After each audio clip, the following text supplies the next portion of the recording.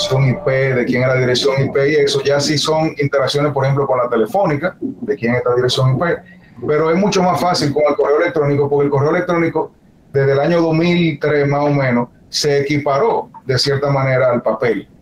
Pero como las interacciones por redes sociales, por mensajería instantánea, son tan variables y tan diversas, y hay tantas cosas en el medio. Por ejemplo, yo recuerdo que hace aproximadamente 10 años, aquí en la calle se vendían celulares, que tú lo comprabas con dinero, sin cédula.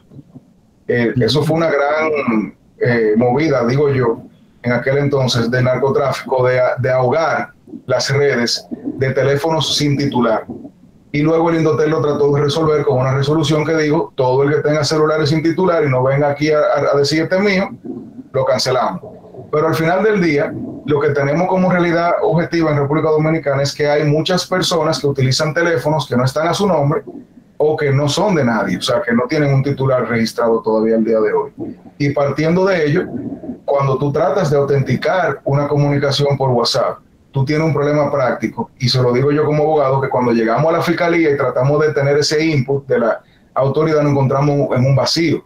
Y eso es algo que debemos tratar de regularlo. Yo soy de lo que pienso. Pero estamos hablando como... Te estoy escuchando hablar, Francisco, y me parece que en pleno siglo XXII y año 2022, no precisamente en el año 2001, sabiendo cómo estamos y el uso de todo esto, nosotros no tengamos una, por lo menos una adaptación de una ley o algo que permita proteger al usuario de todo este tipo de cosas que estamos hablando.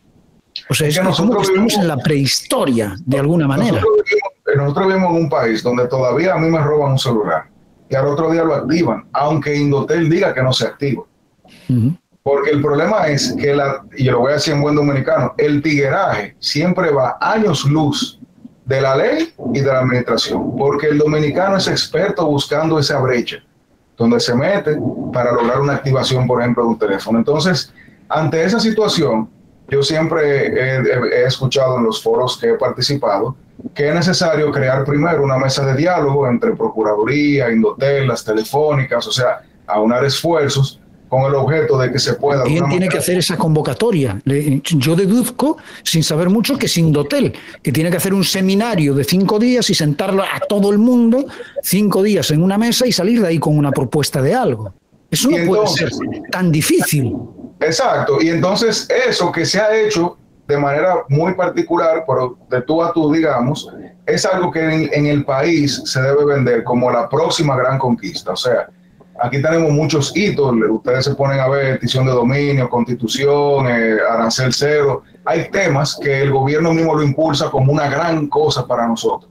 Ese debería ser uno que el gobierno debería asumir y decir: mira, nosotros tenemos que enfrentar real y efectivamente el tema de la comunicación rápida, de la comunicación instantánea como cuerpo del delito, como herramienta. Vamos a enfrentar esto de manera mancomunada, todos juntos, y entonces llamar a una convocatoria de qué hacemos. Porque yo digo, puede ser una ley, puede ser una resolución, puede ser un decreto, puede ser cualquier cosa, pero debemos sentarnos a hablar de eso. Y una de las cosas... Incluso puede ser que cuando tú haces esa convocatoria, seguramente van a empezar a salir muchísimas personas y dicen: ya están, quieren hacer censura con todo lo que se diga con las redes sociales. Pero de repente no hay que tocar ese tema y centrarnos nada más en la mensajería de tú a tú o en la mensajería grupal y enfocarnos en eso en una primera fase y luego llegar a la otra, ¿no? Eso es incluso yo diría que aquí hace falta incluso reglamentar cómo la autoridad interviene a las personas en esas herramientas, porque hoy día nosotros tenemos, por ejemplo, intervenciones telefónicas autorizadas por un tribunal competente.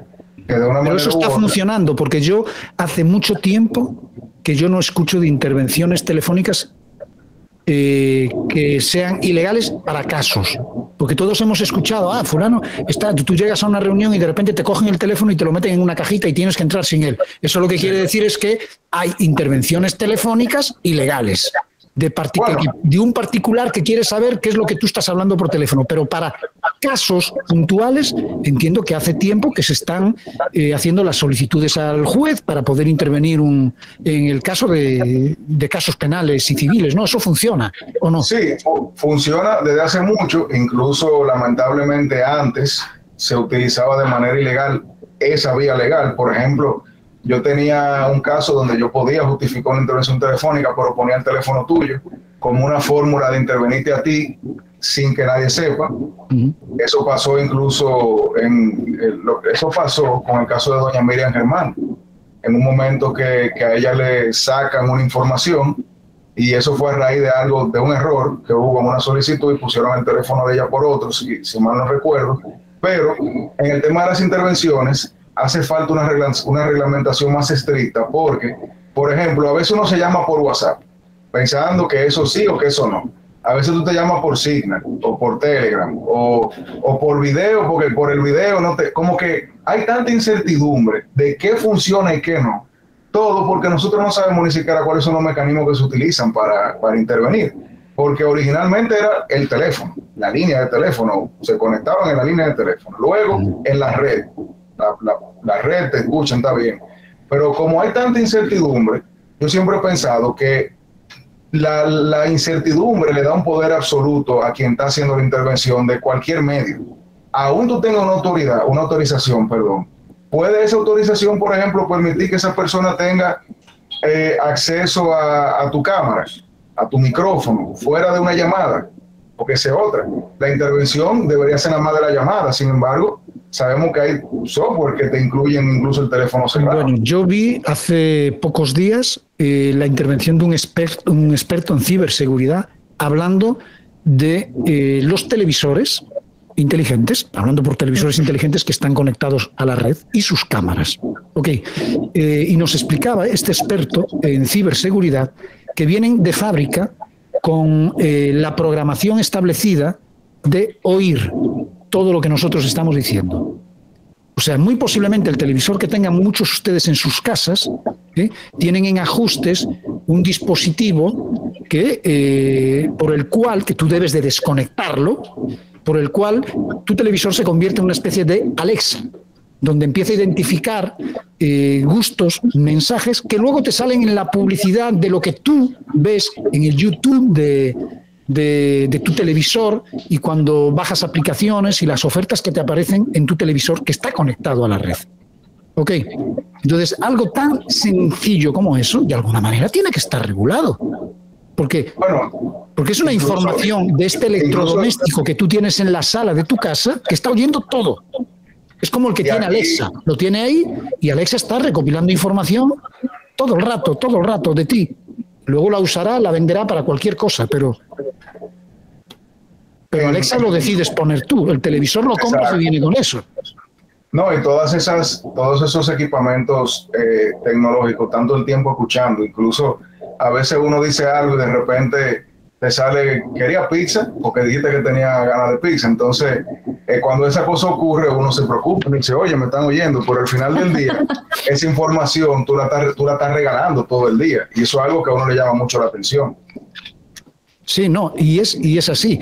Este mismo experto en ciberseguridad nos explicaba que aproximadamente la cantidad de dinero que podría generar una familia de 4 personas al año ronda los 30.000 euros en venta de su información. O sea, la información que ellos generan con su teléfono, con el televisor, con el Alexa, con todo esto, si ellos son los que lo fuesen a poner en el mercado, esa familia podría ganarse 30.000 euros al año. Sin embargo, es otra persona la que está negociando con esa información. Ese es el costo de los servicios gratis. A veces uno dice Instagram es gratis y tú no sabes que Instagram no es gratis. Lo que pasa es que tú le pagas con otra cosa, que es tu información. Exacto. Y esa data tiene un valor. Si fuéramos socios en base a lo que generamos, fuéramos todos muy millonarios, porque la cantidad de información que uno genera y cómo eso se utiliza, se monetiza. Lo que pasa es que tu contraprestación es usar la aplicación de manera gratis y sin límites. Exacto. Así es. Bueno, llegará el momento, Francisco, de que en nuestro país eso pueda estar regulado, o tenemos complejos y temores que van a impedir que eso camine a la velocidad que tiene que caminar. Yo pienso que estamos en el momento adecuado para tener diálogo, para hablar de cuáles son los límites, cuáles deberían ser las fórmulas, cuáles no deberían ser las fórmulas, y entender, por ejemplo, que como hay aplicaciones locales muy exitosas de uso masivo que están trabajando en esa área gris, ya aquí hay personas que están generando esa data que hablábamos y que están con un cheque en blanco. Entonces, todo eso debería, como tú bien dijiste, un congreso de 5 días, vamos a escuchar a todo el mundo, sacamos los puntos importantes, los discutimos y comenzamos a trabajar. Nos queda con Francisco el tema sobre las novedades del caso David de los Santos. ¿En qué está eso, Francisco? Bueno, hubo unos reportajes que salieron en diferentes medios de prensa y de investigación que arrojaron luz a uno de los hechos, yo creo, más feos que hemos visto en los últimos meses en nuestro país. Lamentablemente no porque haya fallecido alguien en control policial, porque eso sucede mucho, sino porque evidentemente era una persona que tenía algún tipo de pesar mental que no fue atendido de manera correcta.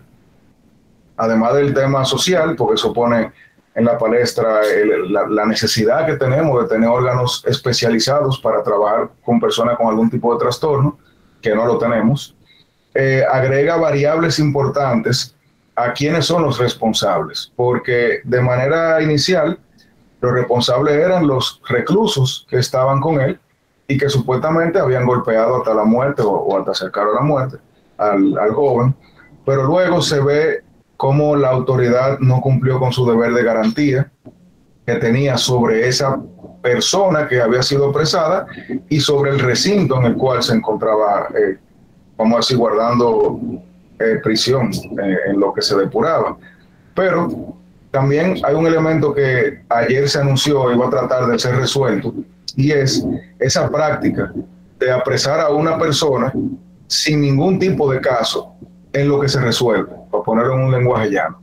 Si yo tuve un altercado con Pinky y a mí me interviene una autoridad, o a mí me llevan preso y me trancan en un destacamento 1, 2, 3 días, y al final me sueltan si no hay un sometimiento formal.